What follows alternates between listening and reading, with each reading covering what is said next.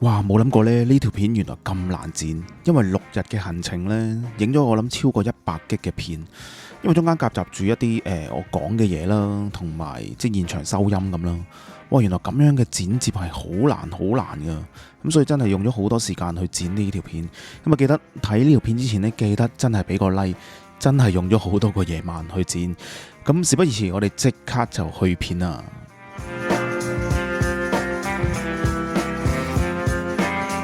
上次係本台第一次嘅 business trip 去咗新加坡，今次算係第2次，直接去到手錶最重要嘅一個國家瑞士啊！今次呢，我哋會飛到去日內瓦，而我亦都會去參觀呢個 Watches and Wonders， 以及喺日內瓦其他嘅一啲錶展添。本身呢，其實我有6日嘅行程嘅，不過臨出發前呢，就決定咗第5晚呢將會出發去參觀一個小型嘅錶廠，佢哋就位於 Valley de Joux 嘅一個地方度嘅。而呢個 Valley de Joux 呢，係被稱之為手錶、鐘錶嘅發源地添。所以今集嘅內容呢都非常之精彩啊！我盡量用一個 vlog 嘅形式呢，希望令到錶迷同埋非錶迷呢都可以感受到呢一個旅程嘅奇妙嘅地方啦。加上呢條片呢都幾長，咁所以我呢度呢都分咗段，方便大家呢去睇翻唔同嘅環節啦。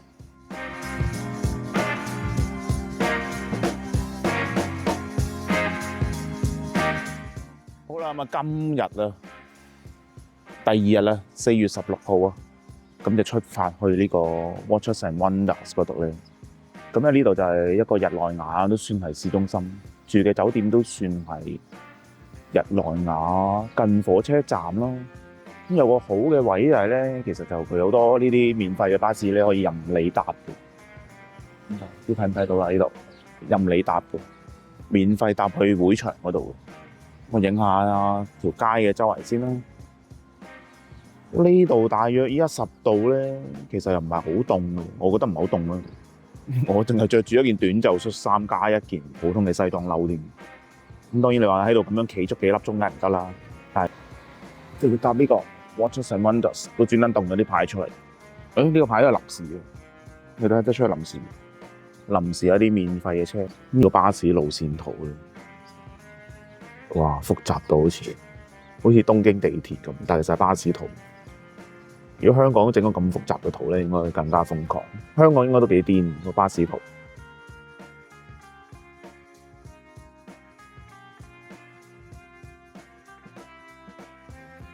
或者我呢度開始先啦。咁呢度就係已經直接入到個會場，一開始嗰度啊，嘗試下 capture 晒，同大家行一個圈先，好快咁。一入門口嗰度呢，大量雜誌可以俾大家攞。如果自問手臂強勁嘅話呢，基本上都任你攞噶啦。我就真係一本都冇攞到啦，最尾都。再行入少少左手邊呢，就有間鋪頭，咁就賣下啲書啊，一啲紀念品咁啦。對面呢個 area 呢，反而係一個比較親民嘅牌子，集中咗喺呢一度。因為再行前少少嗰啲呢，就開始唔親民噶啦，啲價錢。跟住再行呢，就有 Brightmont 同埋 Frederic Constant 啦，唔知有冇讀錯啊？再行前少少就有今年回歸翻嘅 AP Audemars Piguet。而今年呢，大會就公布翻有65個牌子，應該都算係歷年嚟最多嘅一個牌子。咁啊，會場呢，其實確實係大嘅。我諗就算你要行呢，即係唔入啲館呢，就咁齋行一個圈呢，都應該要20分鐘左右嘅。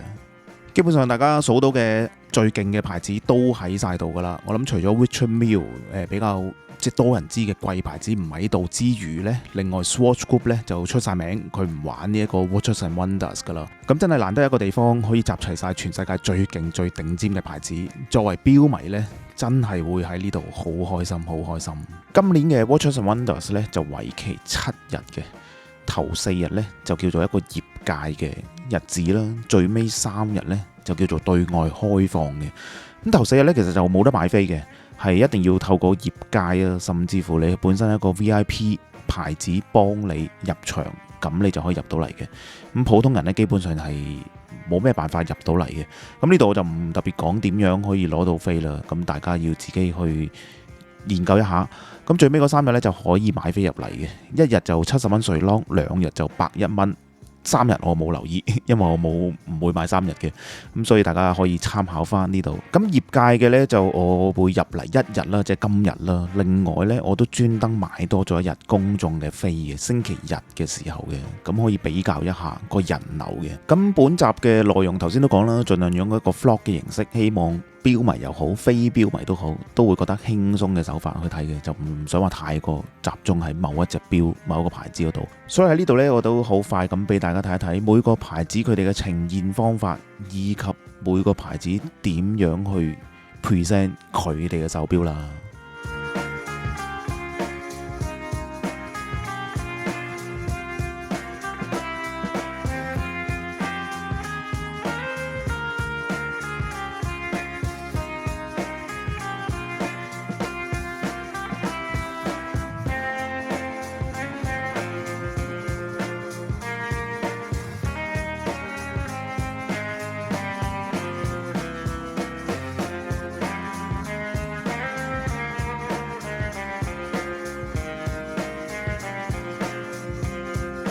嗰頭一睇呢，正負15秒1日咁誇張，原來係1個月。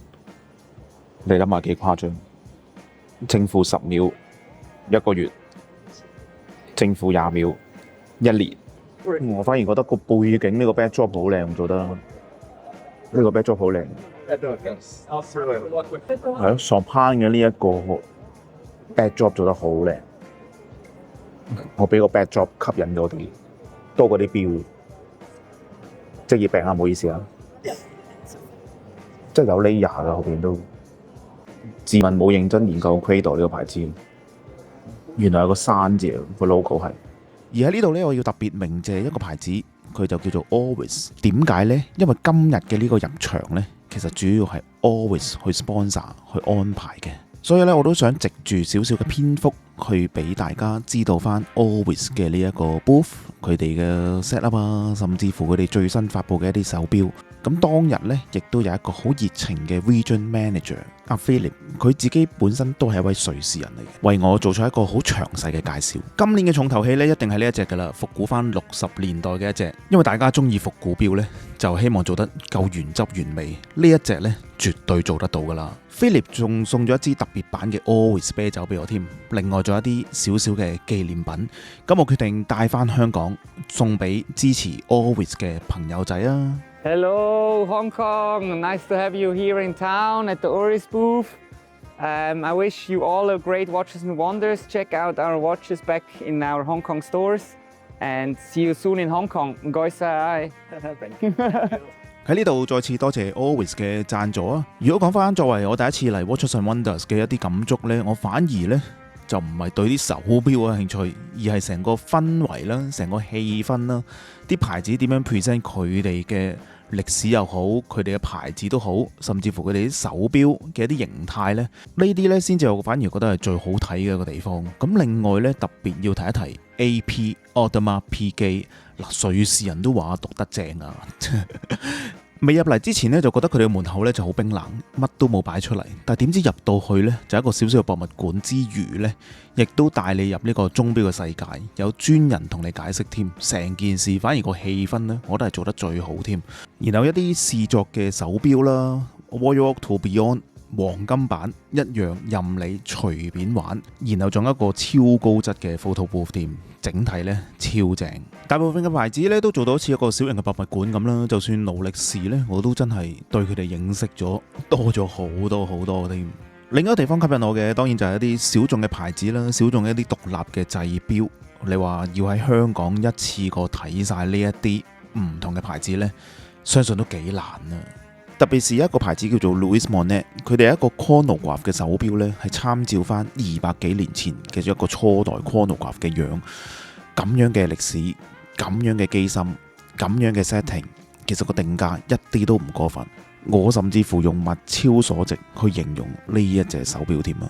仲有啲千奇百趣嘅鐘，你諗到嘅，你諗唔到嘅，呢度都有。另外頭4日嘅業界日子呢嘅餐飲呢，基本上係免費嘅，只要你食到嘅，你就可以任嗌噶啦。咁啱過咗食飯時間，3點幾冇嘢食啊！焗住食啲乾糧，食啲朱古力，飲汽水頂住先，因為12點先再有嘢食。今日嘅第一日嘅 Watches and Wonders 就呢度先。咁啊，聽日後日就會再去埋其他地方，亦都會去埋 PP 個museum。好，今日就到呢度先，好攰啊，仲攰過返工啊，真係。咁先啦。咁啊，第3日嘅行程呢，就去到咗位於日內瓦市中心嘅一個位置 Chronopolis。其實2026年啊，先至第一次舉辦嘅啫。我終於行到過嚟呢度啦。其實佢呢度都近日內瓦嗰個火車站嘅。日內瓦火車站行過應該5分鐘到嘅啫。火車站就大約喺嗰度後邊度啦，大概嗰個後邊度啦，所以都近嘅。大概有20到25個牌子度，牌子嘅規模咧就比 Time to Watches 就細啲，喺一座好舊嘅建築物入邊嘅一個好長嘅走廊。估計咧呢度應該係一個酒吧嚟嘅。個氣氛入邊呢，其實我覺得咁多個 show 入邊呢係最 casual、最 relax 嘅一個，加上係免費咁入場啦，而且牌子個規模都比較細，價錢亦都比較親民一啲。手錶嘅愛好者呢，其實都不容錯過呢一個嘅。雖然呢，你未必可以即場咁去購買，但起碼你都可以上手感受完，再去翻佢哋個網站買，亦都可以噶。之後就去到一個坐落於湖邊嘅古舊酒店 Bulliverge， 大約咁樣讀啦 Bulliverge 都舉辦咗一個標展嘅，都幾多牌子其實都，哇！一有 Dema 添喎，有我哋親愛嘅達人嘅 Dema 喎 Delma 都有好多唔同嘅牌子，其實就係啦。特別嘅地方就係咧，原來佢咁樣起嗰啲柱咁幼嘅啫喎。其實就分別喺唔同嘅樓層啦，直接用咗酒店嘅房呢，就俾唔同嘅牌子展出佢哋嘅手錶啦。其實牌子嘅級數呢，絕對僅次於 Watches and Wonders 嘅，但我自己覺得咧，呢一度嘅 setting 呢，成個格局呢，就比較局促一啲。如果一心嚟傾生意嘅話呢，就 OK 嘅，但如果作為一個普通嘅錶迷嚟到參觀呢，確實係有少少唔自然嘅感覺嘅。不過如果大家係真正嘅錶迷呢，真係唔好理啦，山長水遠嚟到，衝入一啲房度睇自己中意嘅手錶啦，至多同個牌子傾下偈咁嘅啫。係，咁啊上埋5樓俾大家望望啦，5樓都比較多牌子，就逐個望下啦。即係佢包咗啲房咁樣咯，牌子。唔該，你上咗鏡。哦，得嘅咧，你成日都出鏡。唔係你話。係啊，咪 Vissla Quiet 度喎。Vissla Quiet 呢度，係咯，大致上就咁樣咯。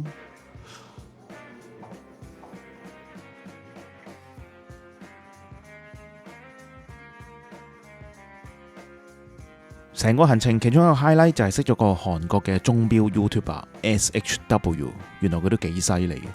咁之後同佢再飲酒嘅時候呢，隔離竟然有個外國人啦，咁啊撩我哋話啊，我哋聽到我哋講錶啦，咁啊走埋嚟撩我哋啦，話佢其實係一個鐘錶嘅設計師添，仲要佢 show 俾我睇佢嘅作品啦，一啲都唔簡單，有 Jekyll and Co 呢個牌子，一啲勁嘅牌子嚟嘅。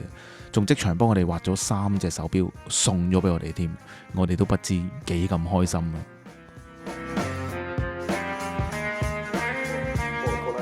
其實咧呢個 Time to Watches 咧，我係前幾日嚟咗嘅，咁但係嗰日就唔得閒拍片同埋太攰啊，第一日落機嚟咗，其實就今日先再補翻啲片俾大家啦，咁我哋補翻俾大家睇一睇呢個 Time to Watches 嘅地方。不過原來都要入場費嘅呢一個，開頭佢又話係 free 嘅，我都唔係好 sure 點解，係咯，可能大家有興趣要大家做少少功課啦。咁我就經過一個媒體嘅角色啦。咁其實你話係媒體，其實佢都好難驗證你嘅，係咯。咁我同大家好快行一個圈啦，呢一度就。起碼我前幾日嚟過一次，咁啊大概知道有啲乜嘢啦。係啦，一開始有呢個鐘啦，咁每一個牌，咁佢係一個好舊式嘅建築物入邊啦，咁個氣氛都 OK 嘅，我覺得呢一度就係啦，個感覺其實幾好嘅，我都覺得。相比之下就喺嗰間舊式酒店嗰個咧，個感覺又比較局促一啲咯。咁我就唔詳細每個牌子都睇啦，因為咁樣會好長嘅條片，仲好快咁俾大家睇一睇。如果有興趣，其實大家都可以上翻佢哋嘅 website 啊，睇翻有咩牌子，自己可以再研究多少少嘅，係啦。咁啊，今集嘅內容就唔係太過集中喺每個牌子嗰度，咁就要俾大家睇下個感覺係點樣咯。佢又分咗好多層嘅，其實就有地下啦，落到嚟地下呢一層啦。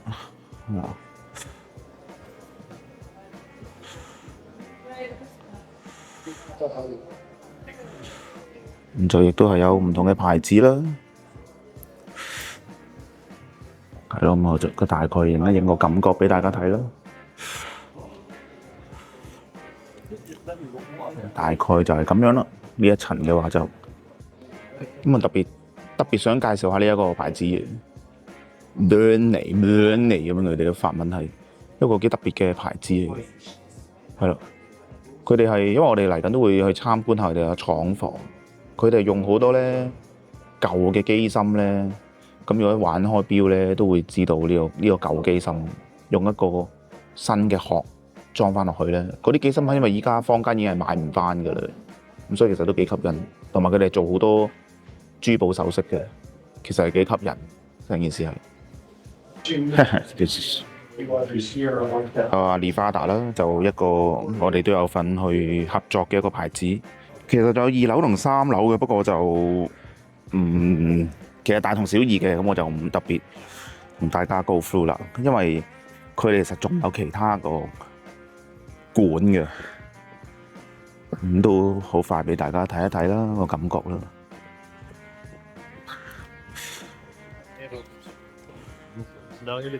即係同樣地，如果大家又可以經過 media 嘅角色去到呢度嘅話呢，我覺得都值得一嚟嘅。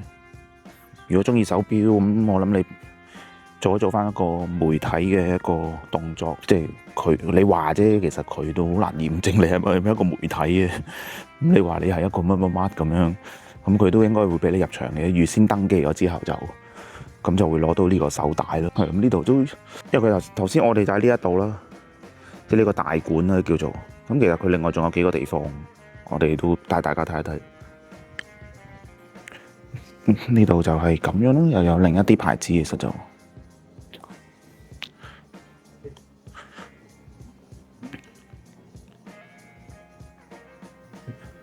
係啦，牌子就係咁樣，呢度就係咁樣，咁就一眼睇晒㗎啦。呢一度就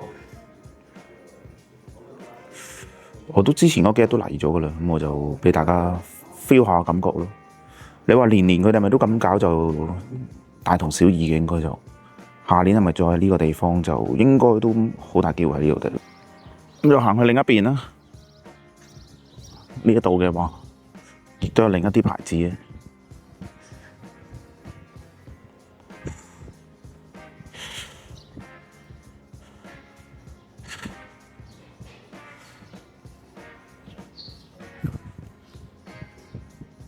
咁就呢度一個館啦，呢度上面啦，呢度上面有啦。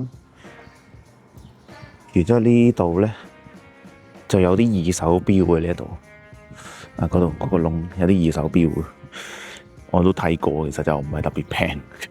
我都相信香港買二手錶係唔可以話全世界最平，但係我諗都應該基本上係最平。咁呢度就有啲二手錶咁樣，係咯，有啲二手錶。咦，前幾日都多啲喎，今日都少咗咯。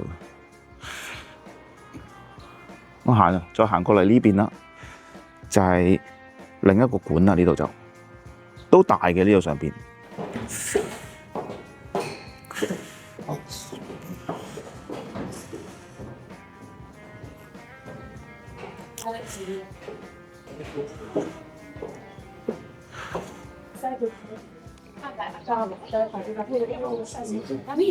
呢度都一堆嘅，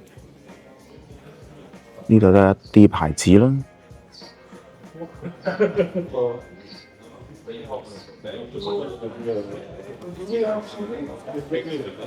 係咯，咁就係啦，大家去睇睇，就有啲俾你即場喺度試下整個錶啦，整隻錶嘅，係啦，亦都有個製錶師會即場教你點樣去整啦。有一樣嘢好嘅地方就係咧，雜誌真係任你攞嘅。如果大家啲手力強勁嘅話咧，都可以攞幾本翻去。但係真係太重，攞唔到，因為呢啲雜誌閒閒地都成都唔平一本。哇！而家就嚟4點啦，我 book 咗 PP 個museum4點鐘啊，應該會遲到啊。驚佢遲到會唔會唔俾入咧？定係可以等1個鐘咧？哇！而家4點02分啊，仲有一段路啊，應該趕唔切啊。因為呢度要行到應該仲要成300米啊 ，feel 到。終於見到啦，終於見到呢個啦 Patek Philippe Museum 啊！唉，我都唔好意思啊，遲咗到，唔知佢哋會唔會點？佢話要放低個袋，呢個袋太大。好，放低個袋先。由於咧 PP 博物館咧係唔俾拍片嘅，只可以影相。咁呢度咧我放咗大量嘅圖片俾大家參觀啦。大約記憶中有3-4層到啦。如果你問我，覺得以100蚊港幣為翻都值得嚟參觀嘅。咁不過佢個地方就唔算好順路。你話有冇好啲嘅交通接駁呢？咁大家就研究下啦。咁如果你話喺火車站行計嘅話呢，火車站嗰邊行過嚟呢，應該都要4-5個字嘅。咁值唔值得行呢？就大家自己衡量翻啦。咁但係價錢上我覺得係值得嘅，完全值得睇嘅。咁我諗1個鐘差唔多，因為其實就好重複，大量嘅陀錶入邊係，同埋大量嘅 Patek Philippe 嘅手錶，相信入邊都唔知價值幾多錢啊！咁樣放咁多喺入邊，哇，都好恐怖，好誇張嗰個。但係個保安又唔算好勁嘅啫。咁就星期6嘅行程就差唔多啦，又去到每一日最煩惱嘅一個時段，就係諗食乜嘢啊！點解咁煩惱呢？主要係因為貴啊，貴都唔係問題啊，啲嘢唔係特別好食啊，我覺得，即係俾400-500蚊咧，唔知食咗啲咩落肚，每一晚都係好頭痛嘅一樣嘢，又要諗下食乜嘢啦。咁點知呢？同一個香港嘅標迷呢，諗住周圍行下睇下有咩食之際呢，竟然俾我哋見到 F.V. Strong 嘅餐廳啦。咁啊 F.V. Strong 嘅手錶就好難買啦。咁我諗佢嘅餐廳應該都仲食得起嘅，算唔算一個購買記錄呢？睇下個餐牌先。又唔係想象中咁貴嘅喎，我一頭都諗要成3-4千蚊埋單。咁原來計翻呢，你可能1000蚊到，其實都應該食得飽肚嘅。其實呢個級數我覺得係 OK，可惜呢，冇開門。咁我哋又繼續行啦。咁啊個朋友就話不如去 Breitling Cafe 啦，即係 Breitling 嘅 restaurant 啦，喺個湖邊啊，唔係海嚟，嗰個湖嚟嘅。咁再行過去啦，都諗住OK 喎，個價錢都合理嘅。點知呢？又係冇晒位啦。嗰個時間其實大約6點幾7點，佢直情都話冇位。價錢上係絕對 OK 嘅，可惜冇位，又係食唔到啦。最後呢，我哋就喺附近揾咗個 burger 咁食啦，大約每人200零蚊到啦。咁就今日嘅行程就到呢度先啦。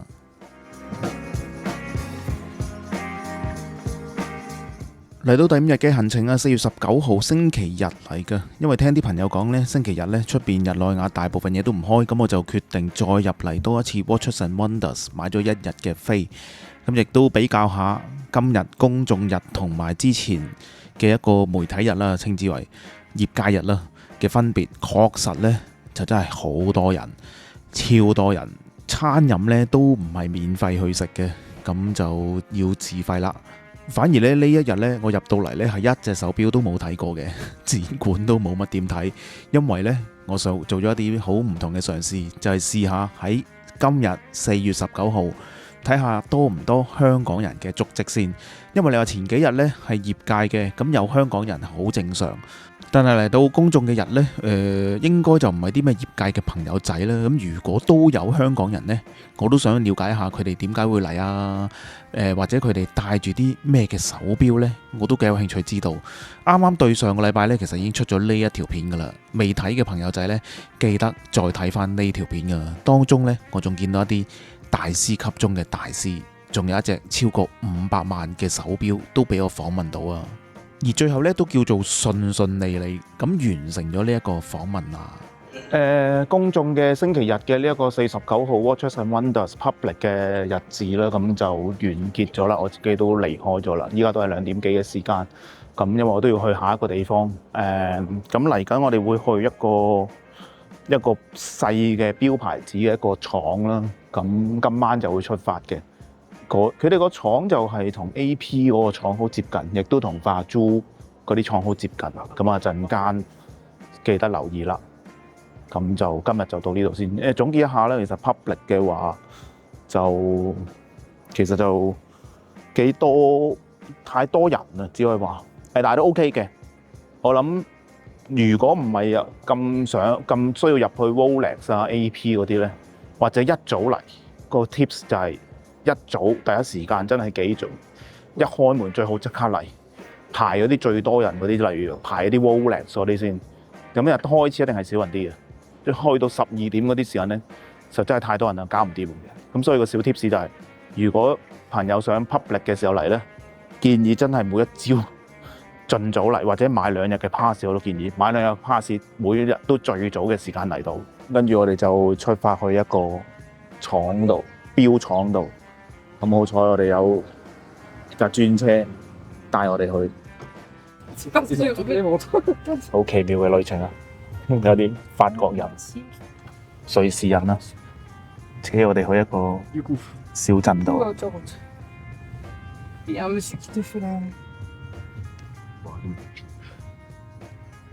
Okay, we are heading to the Vallée-la-Joux. Exactly. Have you ever been there? Never. First time? Vallée de Joux, oui, c'est. Vallée de Joux， Vallée de Joux. Vallée de Joux。 Going there once means going there all your life. 而我哋咧就向呢個深山出發，亦都係畫面見到嘅呢座山啊，好遠好遠去咗，個海拔呢，甚至乎已經高過全香港957米，目的地大約1100-1200米度呢個海拔，嚟到咗一個叫做 Vallée de Joux 嘅一個地方。呢度究竟係一個區呢，一條村啦，定係一個省呢？我都分唔到啦。總之就係一個 area 啦，叫佢做有個湖咁樣啦。去到嘅時候已經直接係晚飯嘅時候啦。咁啊，牌子嘅屋企人啦，都好好咁招待咗我哋啦。有呢個好瑞士嘅傳統芝士嘅呢一個食法啦。咁亦都睇到當地嘅報紙，我仲教咗佢哋講咗2句廣東話添。大家好食。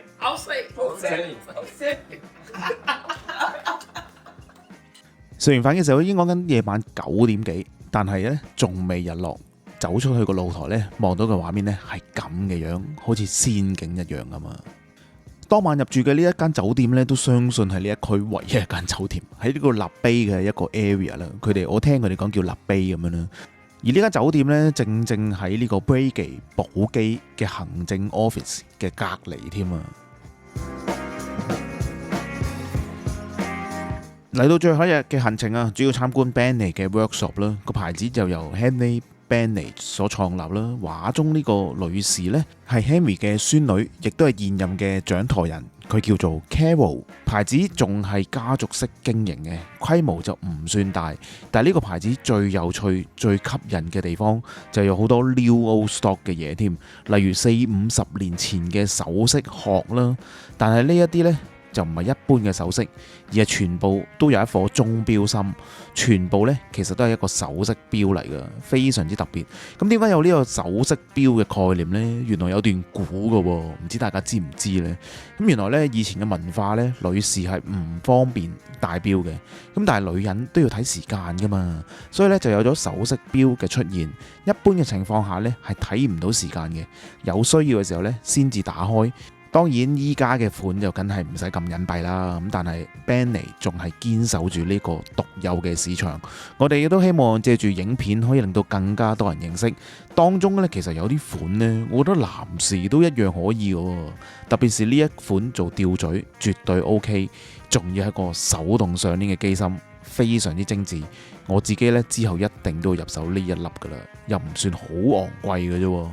另一方面嘅 New Old Stock 一樣好吸引，就係阿爺爺 Henry Bentley 喺40-50年前呢已經開始喺嗰啲跳蚤市場嗰度呢收集大量嘅 Vajou 機芯嘅，以及零件啦。玩錶嘅都知道 Vajou 其實係一個好犀利嘅計時機芯廠。咁點解叫 Vajou 呢？其實就係 Valida Joule 嘅簡稱 Vajou 啦，所以更加之有意義。不過呢，都已經俾 Swatch Group 收購咗啦。依家亦都唔會再有 Vajou 名義嘅機芯啦，但係 Bentley 一樣有唔少嘅零件存貨喺度噶。然後就靠呢位年輕貌美嘅女製錶師，佢個名呢我都唔知點樣讀添。咁每日呢，一件一件咁將啲零件重組整翻個機芯出嚟，所以大家依家明白啦，點解瑞士錶嘅價錢可以差天共地呢？大家欣賞嘅就係呢一份執着，呢一份嘅歷史啊！一個喺 Valida Joule 起家嘅牌子啦，入邊用埋 Vajou 嘅機芯，哇！咁樣加埋一齊呢，嚟到咗呢個廠房參觀之後呢，我更加之佩服呢一個牌子啊！如果我自己有多餘嘅閒錢呢，我都真係幾想買翻一隻佢哋嘅牌子嘅手錶添。之後阿 Carol 亦都好有心揸車帶我哋遊歷咗成個 Valida Joule 嘅一啲重大牌子嘅廠房啦。